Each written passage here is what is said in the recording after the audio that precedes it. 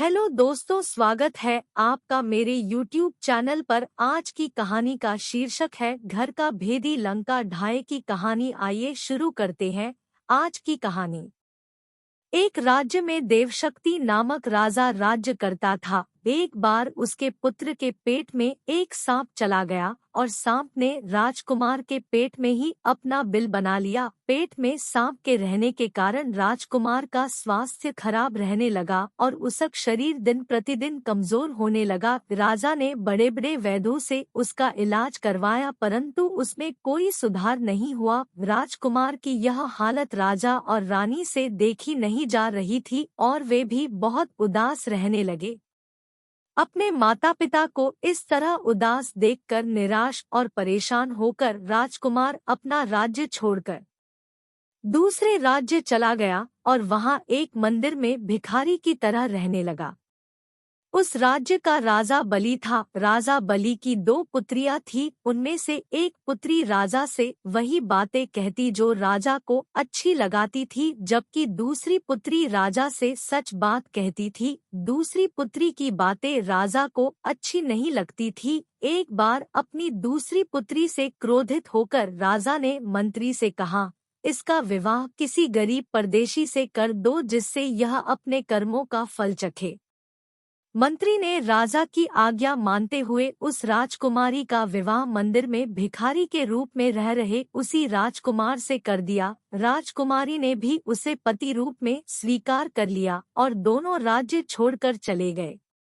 दोनों एक तालाब के किनारे रहने लगे। एक दिन राजकुमारी जरूरी सामान लेने बाहर गई थी और जब वह वापस लौटी तो उसने देखा राजकुमार एक सांप के बिल के पास सो रहा है और एक सांप राजकुमार के मुंह से झांक रहा है और दूसरा सांप अपने बिल के बाहर फन फैलाए बैठा है और दोनों सांपों में बातें चल रही है। राजकुमारी चुपचाप दोनों सांपों की बातें सुनने लगाती है। बाहर वाला सांप पेट वाले सांप से बोला, अरे दुष्ट, तू इतने सुंदर राजकुमार के पेट में रहकर उसका जीवन क्यों खराब कर रहा है? पेटवाल सांप बोला, तू भी तो ऐसे बिल में रह रहा है जिसमें स्वर्ण कलश है, तू भी तो उसे दूषित कर रहा है। बाहर वाला सांप पेट वाले सांप से बोला, तो तुझे क्या लगता है तुझे पेट से निकालने की दवा किसी को मालूम नहीं है? कोई भी राजकुमार को उबाली हुई राई की कांजी पिलाकर तुझे बड़ी ही आसानी से मार देगा। पेटवाल सांप बोला, कोई भी तेरे बिल में गर्म तेल डालकर तुझे भी मार सकता है।